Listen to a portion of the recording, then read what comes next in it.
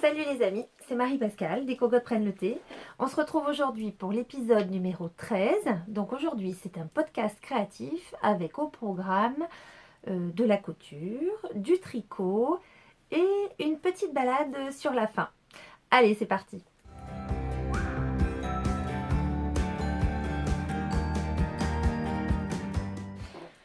Alors, aujourd'hui, en couture, on va démarrer par la couture. Si vous voulez, je vous mettrai le temps plus loin pour le tricot. Mais on commence aujourd'hui par la couture. Donc d'abord, honte à moi, j'ai 2 erratums à faire pour l'épisode précédent. Alors pas celui sur le bullet journal, sur le dernier haul, parce que mes enfants l'ont regardé et ma fille Charlotte n'a pas 16 ans. Elle a 17 ans et demi. Donc elle me dit non mais ça va pas. Bref, donc erreur hein, de ma part, honte à moi. C'est comme le fait que je n'arrive jamais à mémoriser les classes de mes enfants, réunion parents-prof, c'est pareil. Donc voilà, ma fille cadette a 17 ans et demi, elle aura 18 ans cet été. Donc voilà, première chose, réparer. Et ça c'est sur l'autre, alors je sais même plus dans quel podcast c'était même pas dans le haul, c'était dans l'épisode je sais plus combien sur la jupe. Je vous mettrai à chaque fois les petits liens. Donc pour l'épisode sur la jupe, apparemment, enfin bon, il y a eu un caca là dans le montage, etc. Vous n'avez pas vu la jupe, la photo de la jupe. Donc je l'ai ramenée, je vous la montre vite fait, parce que donc c'était la jupe Martina de la maison Victor.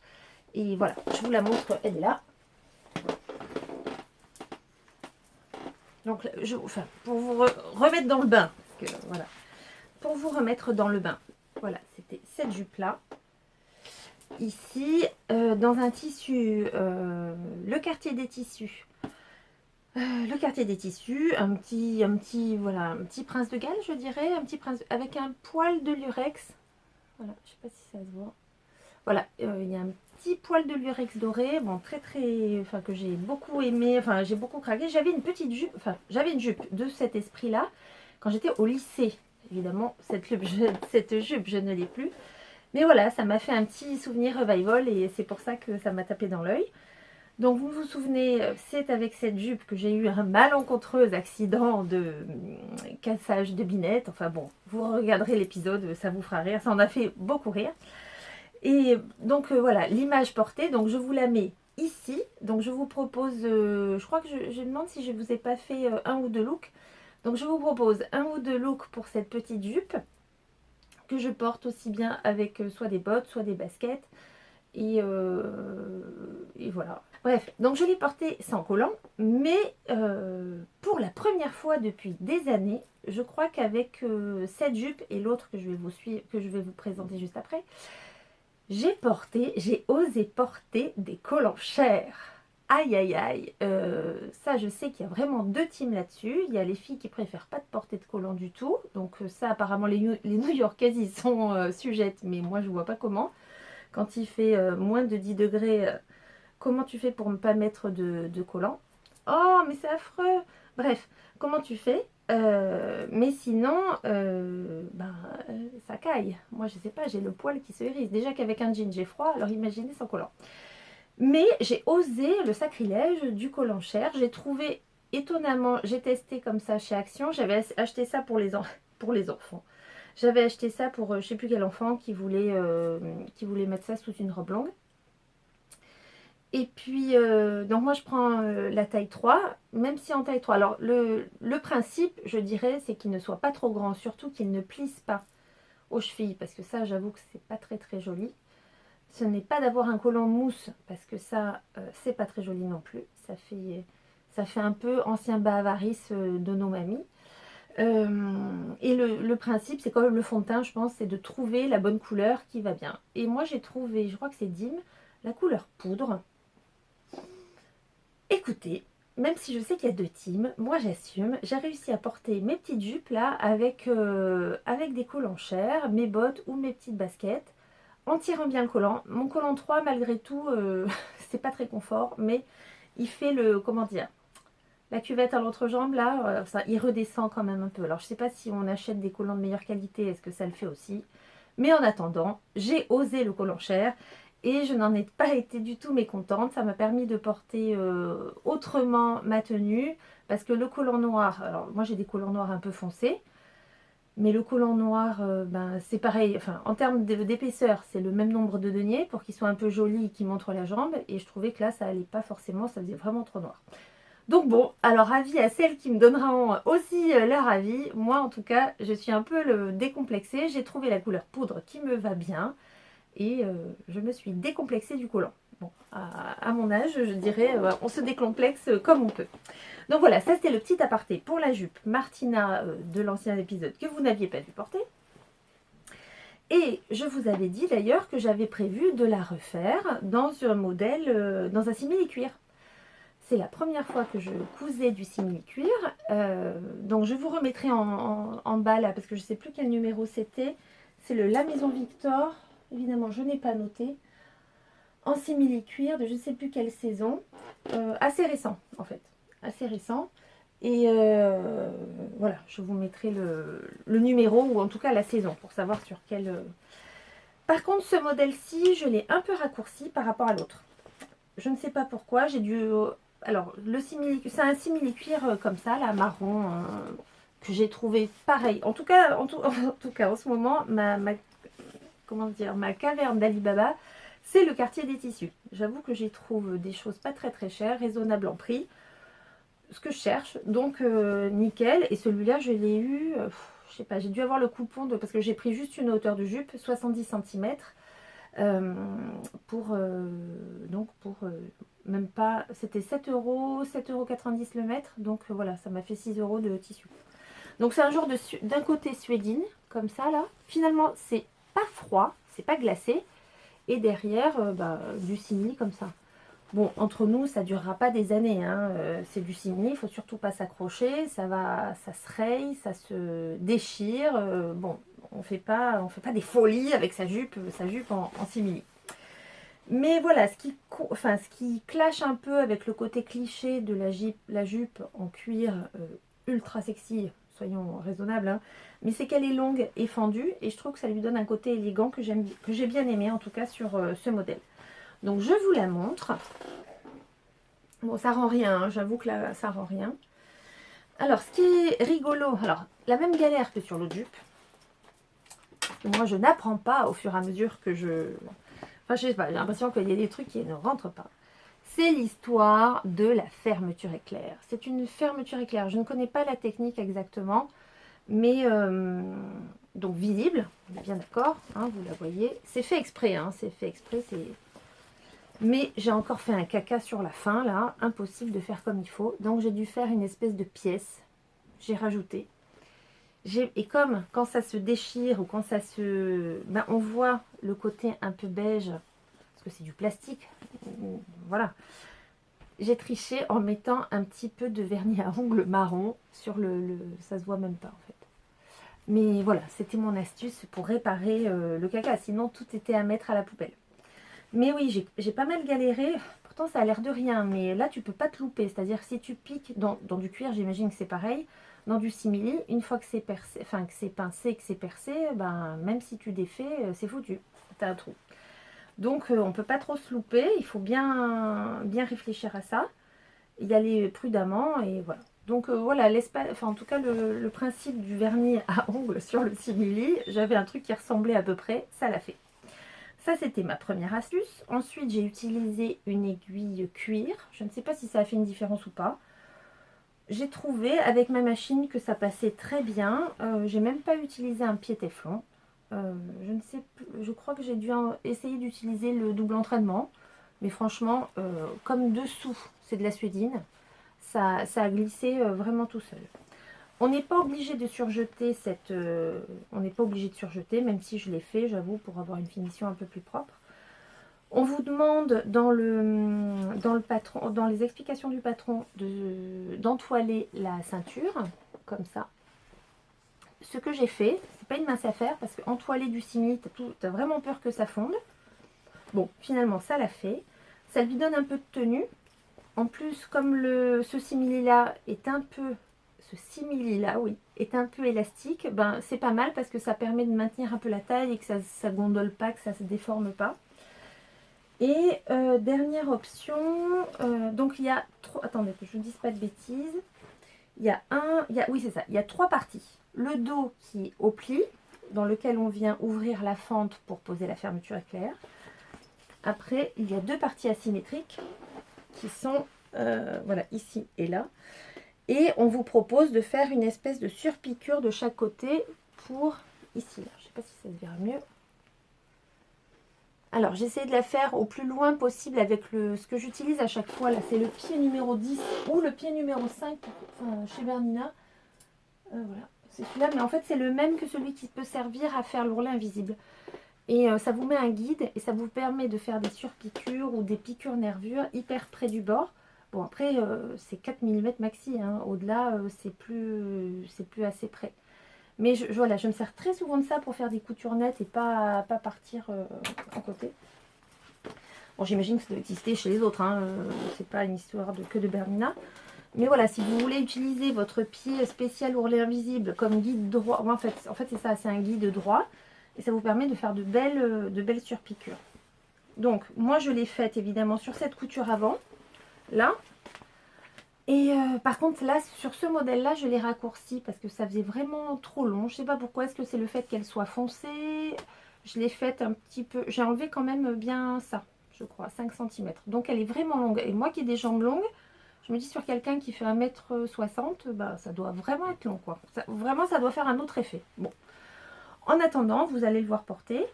Et dernière étape, bah, en fait, moi j'ai fait la même chose, ces mêmes surpiqûres, je les ai faites également sur les côtés, sur les coutures de côté. Je trouvais que ça donnait un peu plus de cachet et avantage non négligeable, ça vous permet également de maintenir les coutures. Parce que bon, certes, elles ne sont pas surjetées, mais ça vous permet de bien les plaquer sur les côtés, de ne pas faire pas de bourrelet, mais en tout cas de petite épaisseur sur les côtés des hanches et des jambes, ce qui est pas mal. Par contre, en bas, il n'y a pas d'ourlet et pas de... enfin voilà, donc c'est une coupe accrue. Donc là, il faut bien s'appliquer. Moi, j'ai utilisé mon cutter rotatif sur mes planches. Je me demande si j'ai pas une photo. Si je trouve une photo, j'avais pris j'ai tenté de faire un vlog, mais j'ai pas trop le temps. Si je trouve les photos de quand je découpais ça, je vous mettrai une petite photo de ça. Et du coup, voilà, avec le cutter rotatif, ça permet vraiment d'avoir une découpe ultra nette. Je me sers de la règle, bien sûr. Et alors au départ, je l'avais faite à la longueur demandée par le patron. Mais au final, ben, j'ai raccourci et j'ai dû recommencer ma couture d'arrêt pour que ce soit bien net là sur la fin, pour pas que ça se défasse non plus. Donc bon, c'est pas bien grave, mais je trouve que ça valait le coup. Et bah voilà, le côté un peu décalé, un peu long de cette jupe en cuir, je trouve que ça lui donne du chic et pas du tout le côté vulgaire qui pourrait être enfin, à mon sens, hein, qui pourrait être sur une jupe, cuir ou simili-cuir. Donc je vous laisse avec les images et vous me direz ce que vous en pensez. Ça c'était mon premier projet, donc la jupe Martina de la Maison Victor. Ensuite, bon bah vous l'aurez deviné, enfin vous l'avez vu, vous me voyez avec. J'ai l'impression que je me tasse. Non, c'est que j'ai mal réglé peut-être la hauteur de la caméra. Donc le deuxième projet, c'est une blouse. Alors j'avais prévu de la faire. C'est un crêpe que j'ai acheté, que je vous présentais dans mon premier haul tissu de l'an dernier, après le confinement je crois. Et j'avais prévu de faire cette blouse avec un autre modèle que j'ai rangé. D'ailleurs, je ne l'ai pas sorti.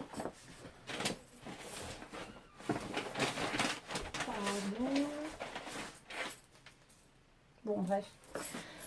Que j'ai sorti au départ, mais bon, finalement, ça me le plaisait moins. Je vais vous montrer, j'avais fait un petit croquis de cette blouse. Au départ, j'avais prévu de la faire comme ça, c'est-à-dire différente. J'avais prévu ce patron, que j'ai d'ailleurs ici. J'avais prévu un patron, voilà, là c'est mieux, avec donc une petite blouse, avec un col froncé, une encolure un peu arrondie et des fronces un peu sur le... Et en reprenant le patron, ça m'emballait moyen, je sais pas, je trouve que ça avait un petit côté un peu vieillot, j'en sais rien, bref, ça m'a pas plus emballé que ça. Donc j'ai recherché dans mes magazines. Et j'ai souvent acheté, j'achète régulièrement, je veux dire, dans les magazines que j'achète souvent le Couture Actuelle. Magazine Couture Actuelle, je crois que c'est d'origine espagnole. Et on trouve à l'intérieur, c'est comme Burda si vous voulez, sauf qu'on trouve à l'intérieur, ah maintenant je vais éternuer, pardon. On trouve à l'intérieur des modèles qui sont vendus dans le commerce, de collections style Mango, Zara, pas trop H&M, mais plutôt, j'ai déjà vu des trucs de Mango, ou des trucs carrément de créateurs, enfin de créateurs, genre Guess, des enseignes comme ça, hyper connues, des chaînes comme ça. Et je trouve que du coup, les coupes sont très actuelles. Donc ça, j'aime bien. Mais je m'étais jamais lancée. J'en ai quand même une petite collection. J'en ai peut-être 6, 7, je ne sais pas. Mais j'avais jamais osé coudre les modèles en me disant, mon Dieu, ça va être pire que Burda, ça va être la galère. Alors si, je crois que cet été, j'ai fait une robe que je ne vous ai pas montrée. Je vous montrerai peut-être l'été prochain. Inspirée de ça, où je me suis inspirée du patron, mais pas des applications. J'ai improvisé.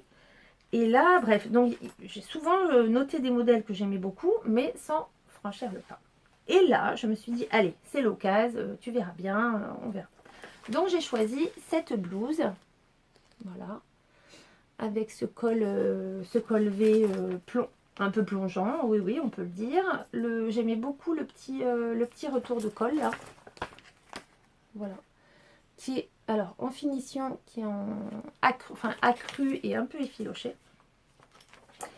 Et voilà, je trouvais que ça avait du chic, un peu plus actuel que ce que j'avais prévu au départ. Et je me suis dit, ça va le faire parfaitement avec ce crêpe. Donc je vous montre le petit dessin, mon dessin technique. Voilà, donc c'est ça. Et par contre, la différence, si vous pouvez comparer entre les deux, je vous le remontre.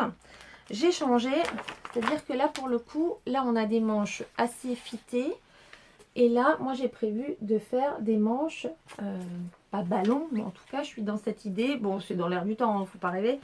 Je n'ai rien inventé, c'est dans l'air un peu en ce moment. C'est d'avoir des manches un peu volumineuses. Et si j'ai l'impression que je me tasse, au fur et à mesure, je descends. Je vais remonter un peu. Ouais, c'est mieux. Voilà, donc, je suis partie sur cette idée de manches comme ça. Et je me suis encore inspirée de ce livre merveilleux dont je vous ai déjà parlé. Ça, c'est ma Bible. C'est devenu ma Bible pour agrandir les manches. Parce qu'il y a absolument tout dedans. Il faudrait que je vous fasse, je ne sais pas si ça vous intéresse, que je vous fasse une espèce de revue de tout ce qu'on peut faire et modifier et apprendre dans ce livre. Parce que, bon, à la fin, je vais vous fatiguer avec ce bouquin. J'ai pas d'action chez l'édition de Saks, hein, c'est clair. Mais vraiment, j'apprends des choses et c'est vraiment pas mal. D'ailleurs, je vais essayer de... Ça, j'ai une photo où je vous ai... Enfin, j'ai pris en photo, en tout cas, l'étape de modification de la planche de patron de départ.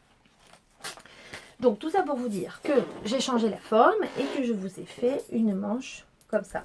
Avec... Donc, ça, très très bien, facile, trop contente, je fais ma modif, etc. Bon, par contre, j'ai un peu cafouillé, évidemment. Ce qu'il y a, c'est que ce que j'ai appris plus tard, on n'apprend pas tout dans les livres, notamment ça, c'est que quand on augmente comme ça, donc on augmente en fait la taille, la largeur de la manche, parce que forcément, vous voyez, la manche, elle est plus large ici, la hauteur de tête de manche, ok, mais quand on fait ça pour avoir un effet un peu comme ça ample, ben, il faut aussi rallonger en longueur parce que, ne me demandez pas pourquoi, mais en tout cas ça fait que ça fait remonter la manche et du coup on est un peu juste. Moralité, mais c'est pas mal, j'ai dû faire des poignées de manche plus larges. Refaire, en tout cas il me restait un peu de tissu, j'ai pu refaire parce que sinon c'était vraiment trop juste. Et ma manche là bouffante, il faut qu'elle ait de l'espace. Donc je le saurai pour un prochain coup. Quand on fait ça, il faut à la fois élargir mais aussi rallonger un peu en hauteur. Je sais pas, peut-être quand même finalement, regardez, mon bracelet de manche, il est quand même conséquent. Après, c'est un modèle, je veux dire, du commerce. Donc moi, de toute façon, j'ai tendance à rallonger ce genre de modèle. Enfin, quand je vais chez Zara ou je sais pas quoi, Les bras et les jambes sont toujours trop courts, donc vous devez vous dire, mais elle est foutue comment? En fait, j'ai des longues jambes, des longs bras. Bref, donc voilà, et ça m'a permis de coudre ce modèle. Alors, pas de difficulté. C'était un peu chaud, là, l'histoire de la pâte, je ne sais pas si vous voyez. C'est une espèce de pâte comme ça, avec un repli. Bon, c'était pas super limpide pour les explications, mais je m'en suis sortie. Après, qu'est-ce que j'ai marqué? Est-ce que j'ai marqué des petites notes? Parce que je l'ai faite il y a quand même quelques temps. Sur ça, là. Voilà. Voilà, ah oui, ça a été un peu compliqué à faire. Le petit col, donc j'ai pas fait endroit contre endroit et je retourne. J'ai fait, bon, de toute façon, honnêtement, trouver l'endroit et l'envers de ce crêpe imprimé, je pense que, enfin, en tout cas, je ne l'ai pas trouvé, je ne l'ai pas réussi. Donc j'ai juste fait un endroit, enfin, comme ça, mais pas sur le, j'ai pas retourné pour le col. J'ai juste piqué, parce que, oui, il parlait pas de piquer, mais là, je sais pas si vous allez voir. J'ai juste piqué ici parce que sinon je me disais mais comment tu veux que ça tienne l'histoire. Et j'ai après effiloché avec les ciseaux. J'ai coupé au ciseau et après avec une aiguille j'ai essayé. Au final avec l'imprimé ça se voit quasiment pas quoi. Il n'y a que moi qui le sais mais voilà j'aime bien ce côté un peu... C'est une blouse qu'on pourrait très bien refaire à ce moment-là comme la blouse de départ blanche. Mais voilà, j'aime beaucoup son effet. Et j'ai rajouté, par contre, j'avais peur qu'elle soit un peu juste dans le dos. Il n'y a pas de pli creux. Moi, j'ai rajouté un pli creux. Après, comme j'ai fait déjà plusieurs hauts comme ça, il y a un empiècement comme ça, là, burrito. Et voilà. Je regarde que j'ai rien oublié.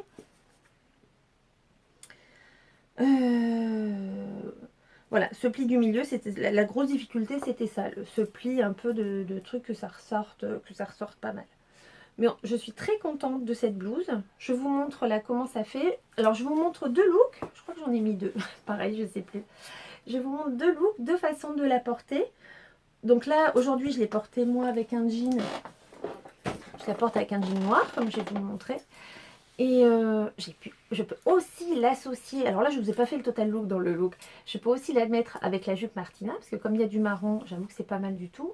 Ça peut se mettre avec un pantalon noir. J'avoue que ça se met avec pas mal de choses. J'avais jamais eu de pièces aussi grosses en vrai léopard. J'ai du léopard avec du bleu. Mais là, j'ai deux ceintures. C'est vrai que j'aime bien le léopard en fait. Et je trouve que c'est hyper sympa. Pas en total look. Pas en look robe moulante, décolletée, mini-jupe évidemment. Mais là, juste une pièce. Et je suis très très contente. Charlotte, qui a bientôt 18 ans, vous avez bien compris, me l'a déjà piqué plusieurs fois. Donc voilà, vraiment très bonne pioche. Je pense que j'aurais pu l'acheter dans une boutique. Elle m'aurait plu, parce que c'est ça que j'essaye vraiment de faire en ce moment. J'ai eu une réflexion de ne pas faire absolument des pièces pour faire des pièces, mais de faire des pièces que j'aurais aimé acheter en boutique. Enfin, c'est le but ultime, je trouve, de la couture, en tout cas à mon sens, c'est-à-dire adapter vraiment ce que je voudrais, ce qui me plaît, ce qui me va, dans mes mensurations et pouvoir les faire, mais comme pas parce que finalement j'ai trouvé ça qui était pas cher, ça j'ai fait ça souvent, et adapter, mais plutôt dans l'autre sens, et vraiment faire une pièce forte et coup de cœur. Bon, je sais pas vous si vous êtes comme moi, c'est pas toujours évident de faire ça, on achète des fois des trucs et puis ça le fait pas quoi. Donc en tout cas là, super bonne pioche entre le tissu, bon c'est un crêpe de polyester, faut pas non plus, c'est pas de la soie, c'est pas un truc de dingue, mais il fait le job. Je peux aussi le mettre avec mon... Ah c'est vrai, je ne vous l'ai pas montré, mais je peux aussi le mettre avec mon... Je l'ai en dessin. Je peux aussi le mettre avec mon cardigan. Je l'ai déjà mis au boulot parce que c'est un peu léger quand même. Avec mon cardigan comme ça, je crois que c'est Petit Citron, je ne me souviens plus. Pas Petit Citron, Petit Patron, pardon. Le cardigan comme ça là, qui est dans les beiges, enfin un beige un peu caramel. Ça va super bien. En plus, les manches sont aussi comme ça ballon. Donc, franchement, ça va très bien. Et donc, voilà. Super bonne pioche. Très contente de cette blouse couture actuelle. Donc, ça va en tout cas, me lancer. Me motiver à coudre d'autres modèles de ces magazines. Parce qu'il y a souvent plein de choses que je trouve très actuelles, très dans l'air du temps. C'est les choses que vous... Enfin, peut-être à une saison près, que vous pouvez retrouver en boutique. Donc, ça, c'est la différence d'avec Burda, où je trouve qu'il y a quand même un espèce de style éditorial chez Burda qui n'est pas tout à fait mon style. Donc, parfait, parfait. Donc, ça, c'était mon deuxième projet. Et après, on enchaîne. Pareil, décidément, je crois que je couds. Suite à mon dernier haul, je me suis dit, mais attends, t'as pas cousu tes tissus que t'as achetés l'année dernière. Donc, ça va pas du tout ça. Donc, je me suis un peu mis un coup de pied aux fesses pour coudre les anciennes choses avant que ça n'atterrisse au fin fond du tiroir de l'oubli. Et je me suis cousu une chemise Eddy que je vous montre là. Alors attendez, non, d'abord je vais vous montrer, soyons méthodiques. Je vais vous montrer ce que j'avais prévu au départ. Et là pour une fois, on n'est pas très loin. Donc c'était le haul, l'épisode numéro 9. Et j'avais prévu avec ce tissu une chemise comme ça là. Une chemise simple, hein, je veux dire d'homme. C'est une très jolie viscose avec un petit fil de lurex.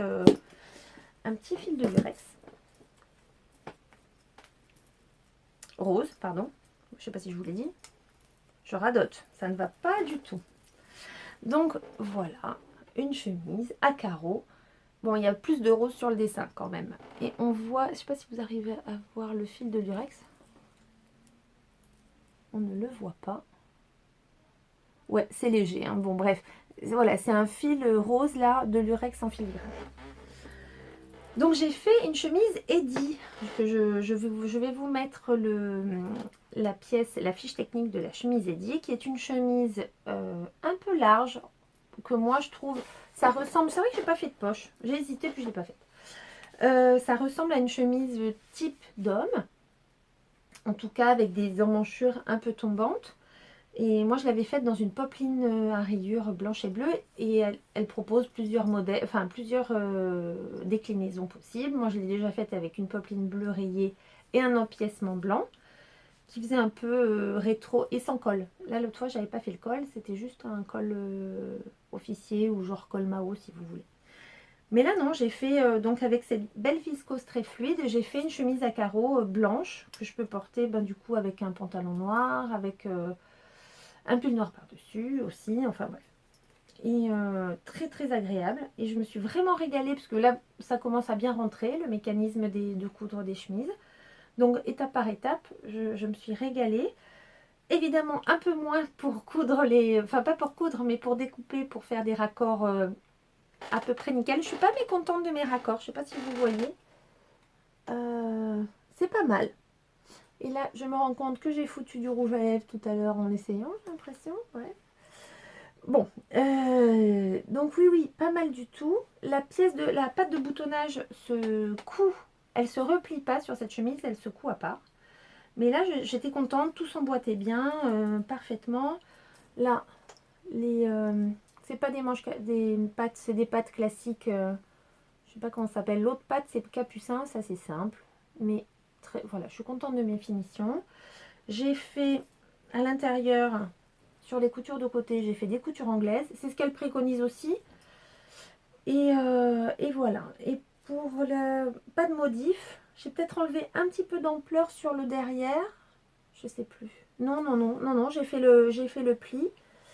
Et voilà, pour que ce soit vraiment, c'est un côté très fluide.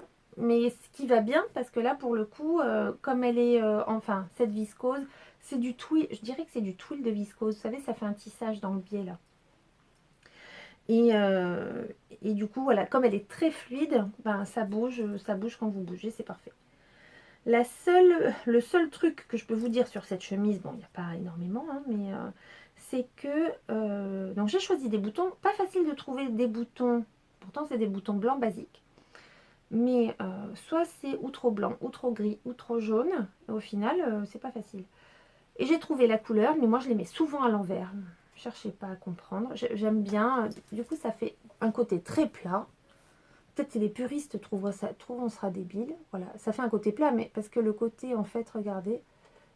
Le côté, non. Mais ça me plaît pas, ce relief sur les boutons, là. Moi, j'aime bien tout sobre. Donc voilà pour cette petite chemise. Je vous mets une petite vidéo portée Pareil, j'ai essayé de vous proposer deux façons de la porter. Là, il n'y a pas de jupe avec.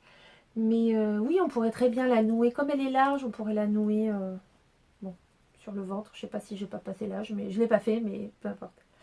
Et enfin, oui, les épaules tombent un peu. Je sais que sur mon autre chemise, j'ai repris la couture d'épaule parce que ça ne me plaisait pas. Comme la popeline était raide, je l'avais reprise et pour faire une épaule vraiment là, pile à la jonction de l'épaule. Mais là, non. Là, les épaules sont un peu tombantes et comme c'est fluide, j'ai laissé comme ça. Et ça fait voilà, des manches fluides. J'ai dû rébellir fluide 50 fois. Mais bon, donc j'aime beaucoup cette petite chemise. Elle a fait le job. Qu'est-ce que je peux vous dire d'autre? Non, chemise Eddy, très bien. J'ai deux modèles de chemise en stock. Pour mon autre, là, dont je vous ai parlé dans le haul tissu, mon dernier haul tissu, je me demande si je ne ferai pas une chemise, par contre, je crois que c'est septembre ou novembre, de Charlotte Ozou, que j'avais faite pour ma fille Charlotte. Parce qu'elle est beaucoup plus fitée au niveau des bras, elle n'est pas forcément fitée au niveau des pinces et tout ça. Mais là, il n'y a pas de pince, par exemple. C'est vrai qu'il n'y a pas de pince. Et je pense que pour l'autre chemise, en tout cas celle-ci, voilà. J'ai deux formes différentes à ma disposition. Donc voilà pour la couture. Je vérifie pour savoir où j'en suis. Parce que je suis une fille super organisée. Non, non, je blague. Je dis n'importe quoi. Je bois un coup à la vôtre. Un petit thé aux fleurs. Alors, voilà, voilà. Non, mais c'est bon. Hein. Écoutez, je crois que j'ai tout dit. Bon, le plus dur, c'était les raccords. Mais je rallonge moi toujours les manches. Ah, cette fois-ci, j'ai pas utilisé la technique du burrito. J'ai utilisé, en fait, c'est dans l'autre sens. C'est-à-dire que là, pour les emmanchures, et je me demande si c'est pas... Alors, c'est pas plus facile, parce que j'ai remarqué que pour la technique du burrito, des fois, ça tombe pas nickel, j'ai un peu... Bon, bref. En tout cas, là, c'est sur le côté qu'on retourne. C'est un peu compliqué, mais une fois qu'on a compris le truc, voilà. Et le dessin le préconise comme ça. Donc, c'est l'autre technique pour faire les empiècements de dos. C'est pas le burrito, c'est l'autre. Mais je ne sais pas comment il s'appelle. C'est ce qu'elle préconisait, elle, dans les explications du patron. Donc, voilà. C'est fini pour la couture. C'est fini pour la couture.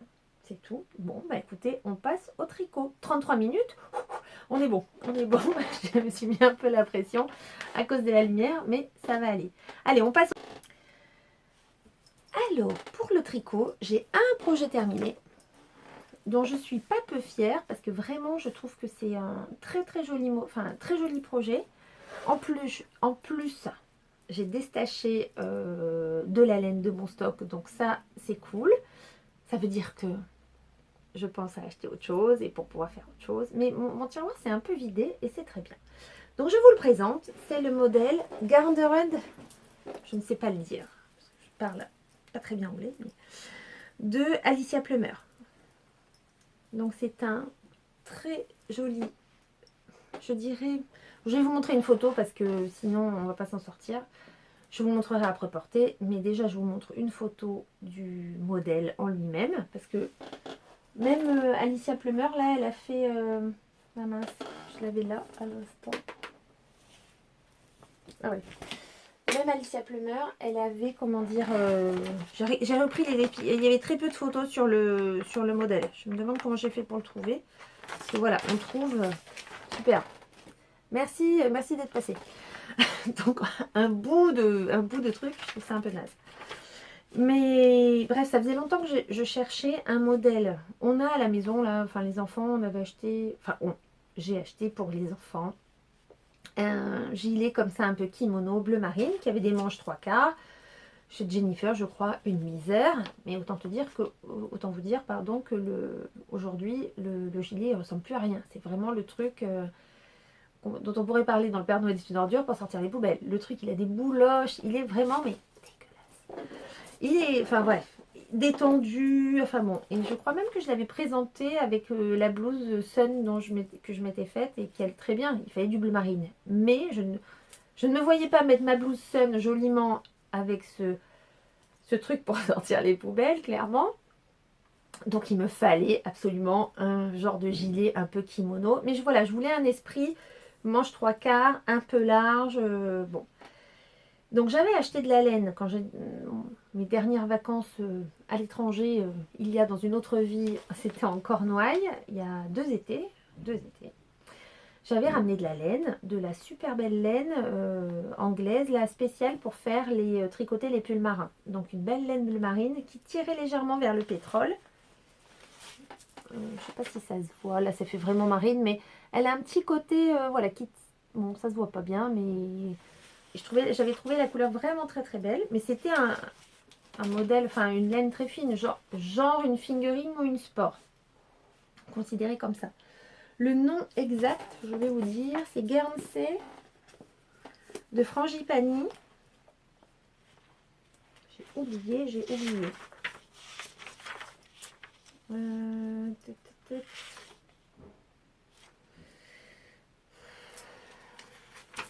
Frangipani.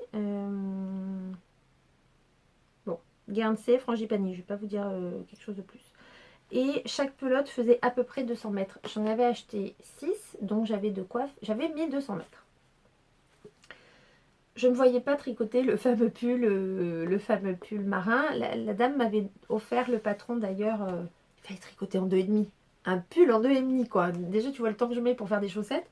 Donc j'imagine même pas un pull en 2,5. Un jour peut-être, mais pas pour l'instant.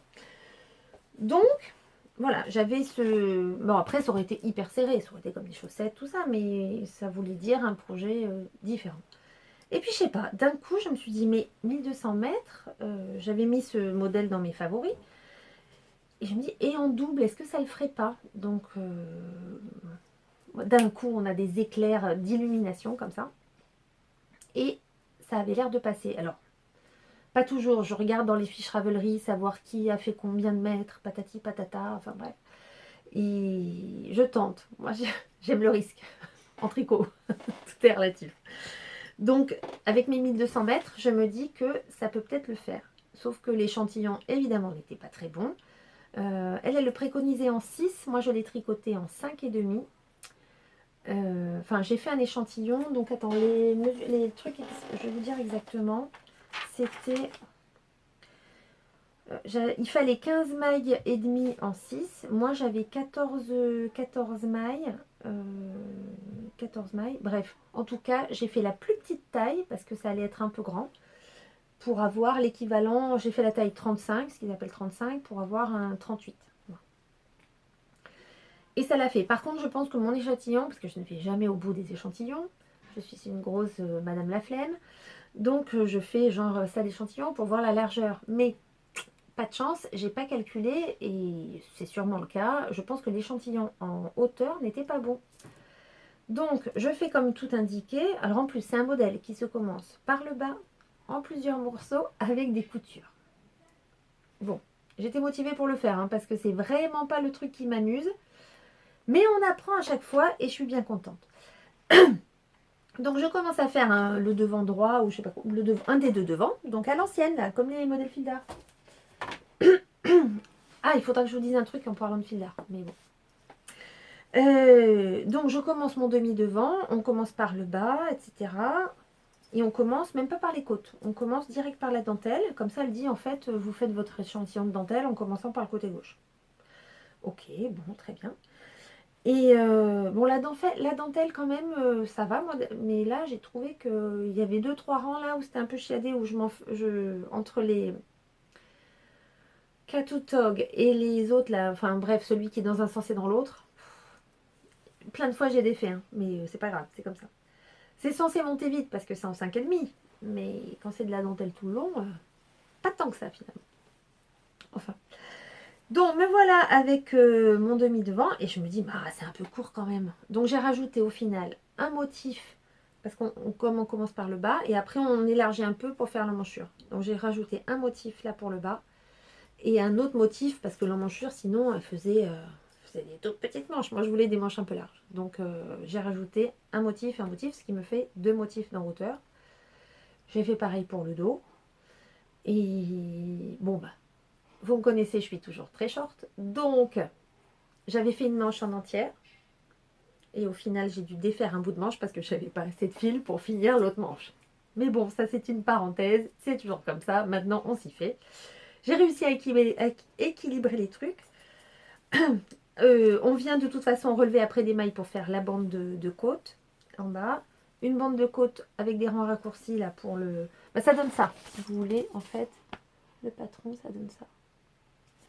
La seule différence, donc mis à part mes rajouts de côté, enfin en hauteur là, je n'ai pas fait des côtes, je sais pas, j'avais pas envie de faire des côtes pour les bas de manche.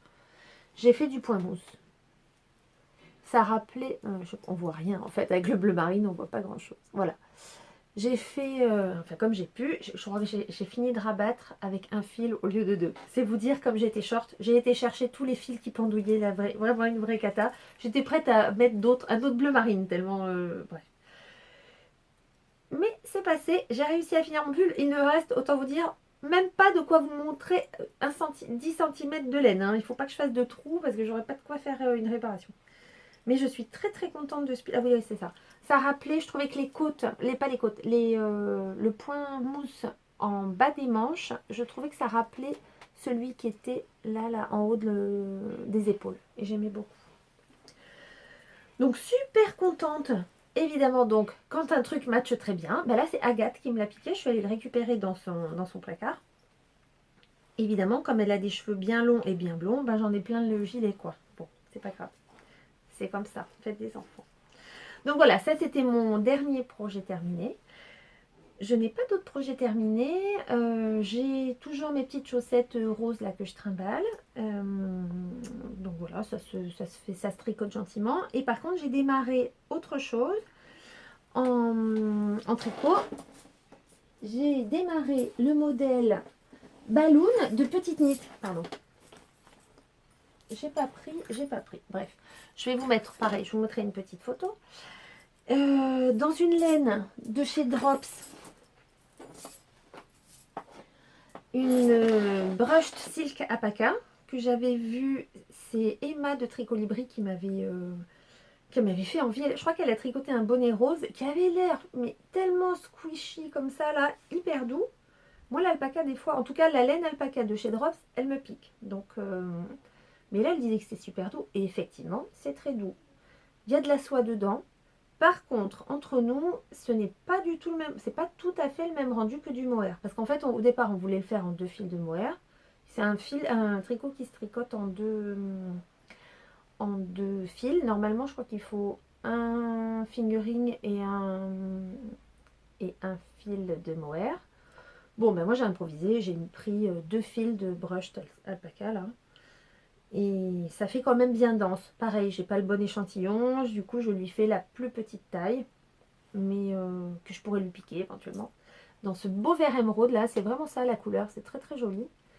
Et la plus grosse différence, alors mis à part donc le fil est plus épais que du mohair classique, j'en ai pas là, mais c'est plus poilu, je sais pas, c'est plus dense, même si c'est un fil avec des poils autour.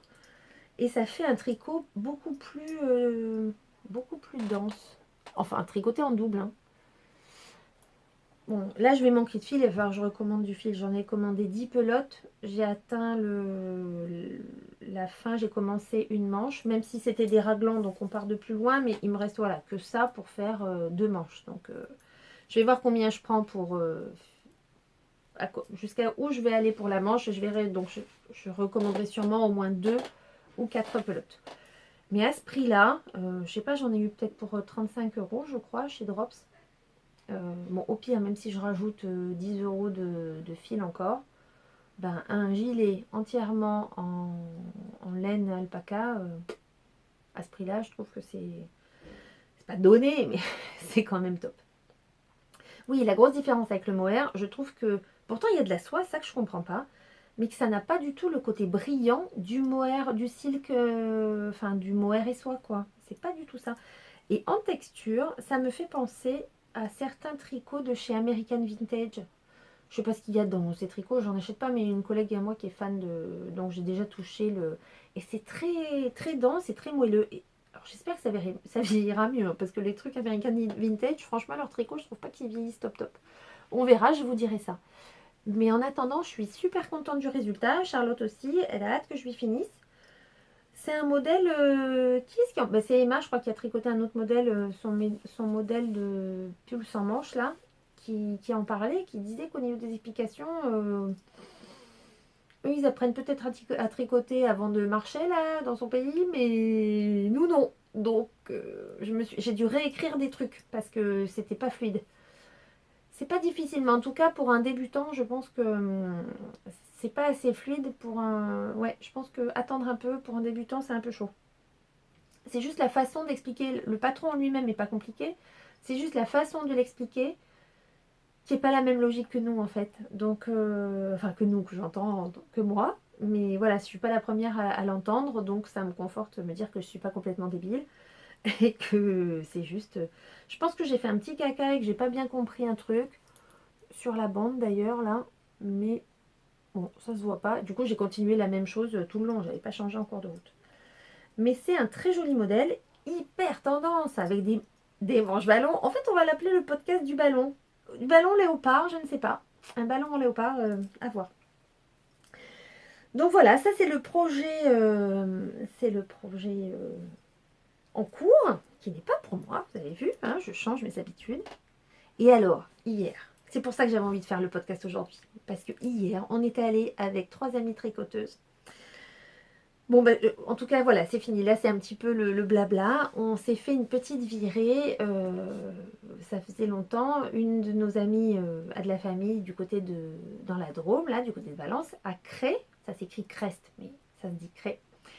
Et elle nous avait parlé, elle était déjà allée les autres années, un marché de la laine super. Enfin, en tout cas, très sympa. Et donc, on comprend, on voit sur le site, enfin en tout cas elle nous en parle, mais non, c'est pas annulé. Alors nous, ça fait des mois qu'on attend le moindre petit festival, etc.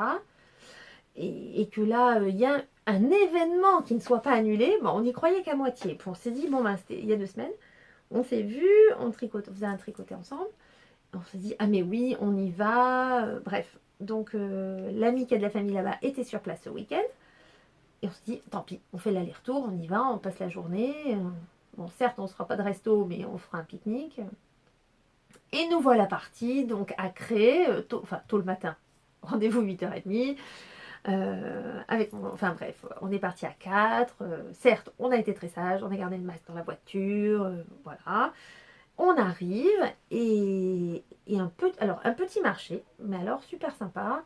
Et surtout, plein de choses, de nouveautés, un peu, voilà, comme les festivals à beaucoup plus petite échelle. Apparemment, d'habitude, c'est plus gros. Mais donc, le festival, le titre exact, c'est Festival Laine et Soie, je crois. Bon, peu importe. Mais avec des gens passionnés, c'est ça qui est chouette, c'est que on fait des chouettes rencontres, on discute de fil avec des gens passionnés, avec des gens dont c'est le métier, avec des gens qui élèvent leurs moutons, qui font leur propre teinture. Et ça faisait un bail que ça m'était pas arrivé, que ça nous était pas arrivé, donc c'était vraiment un très bon moment. Et notamment une très jolie rencontre où j'ai acheté de la laine, bien sûr. J'avais pas de projet. Moi, de toute façon, je vais comme ça. Je vais pas pour acheter de la laine pour un projet en particulier. Quelques jours avant, j'avais fait une petite sélection sur Ravelry. Là. Ça faisait un moment que j'en avais pas fait de mes favoris. De mes favoris. Et donc voilà, j'ai trouvé le stand de la mort qui tue.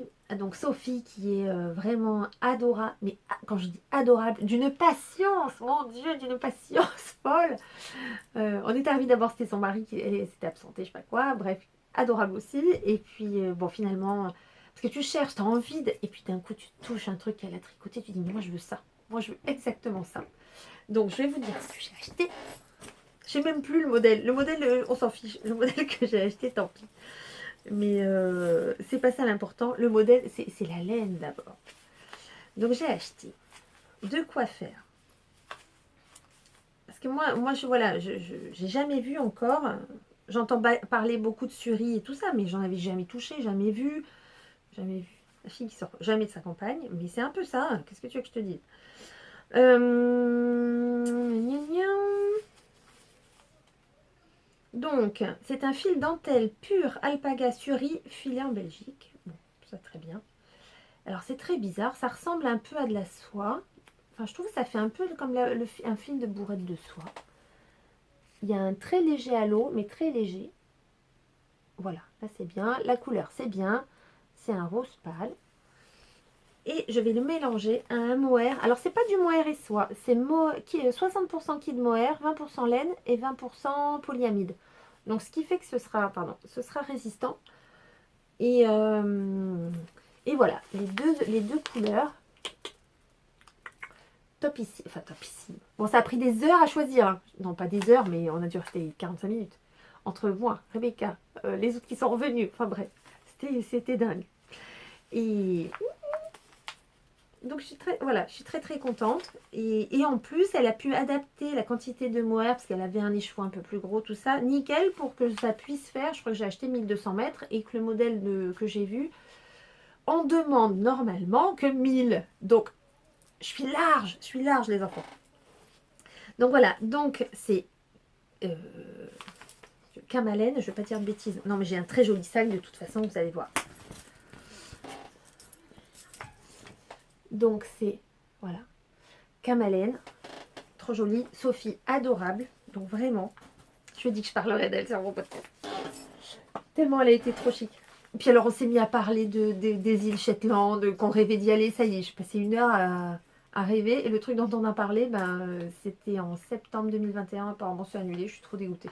Parce que je me suis dit, ça y est, je vais y aller, je vais économiser, on va faire un truc, on va se débrouiller, même si c'est la rentrée, patati patata. C'est annulé. Donc, oui, je sais pas ce que ça va donner ces vacances. Je sais pas où on va partir, je crois qu'on va rester en France. Enfin bref. Donc voilà, je suis très très contente. Ça, c'était les derniers petits achats. Mais on a dit qu'on faisait, comme on était plusieurs à avoir acheté cette qualité, on allait se faire, même si on ne fait pas les mêmes projets, on va se faire un casse-tonne après tout ensemble. Et voir les textures. Ah, mais les textures que ça donne, c'était trop bien. Donc voilà, j'attends. Je les bichonne un peu, je les garde. Et puis, on va se mettre d'accord pour faire un truc et monter ça tout ensemble. Et voir. Et je vous montrerai des photos. Donc voilà, je crois que c'est fini pour aujourd'hui. Oui, je suis désolée parce que du coup, vous aurez l'info sur Cré la semaine sûrement en fin de semaine, quand le temps que je fasse le montage, tout ça, mais ce sera fini. Mais en tout cas, voilà, c'est un petit festival, un petit marché. Voilà, Nadège disait que c'était beaucoup plus petit que d'habitude, mais en tout cas, ça a le mérite d'exister, des gens passionnés. Et je pense que des petits marchés comme ça, il y en a un peu partout, où on ne sait pas forcément. Et certes, c'était à 200 km, mais ça valait le coup de prendre un petit bol d'air. Et c'était une petite excursion de vie. Voilà, c'était vraiment chouette. Bon, écoutez, je vous fais de gros bisous. Je vous laisse avec les quelques images. J'ai pas filmé grand chose du marché justement, du stand de Kamalen et de Sophie. Et voilà, je vous fais de gros bisous. Je vous remercie encore pour tous les petits commentaires. Bon, ça, je vous le dis à chaque fois, mais je ne vais pas vous dire et insister là-dessus. Si ça vous a plu, n'hésitez pas à mettre un petit pouce. Ça soutient toujours le podcast. À vous abonner si ce n'est pas déjà fait. Vous pouvez aussi me rejoindre sur Instagram. J'essaierai de poster un peu plus de choses, même si, voilà. Je vous embrasse bien fort et on se retrouve bientôt pour un nouveau podcast créatif, je pense, parce que j'ai déjà cousu des choses, mais il faut que je vous les montre. Et ce sera sûrement pour podcast, oui, un podcast créatif. Je couds mon haul parce que j'ai cousu des choses du dernier haul. Donc voilà. Allez, je vous fais de gros bisous et puis à plus.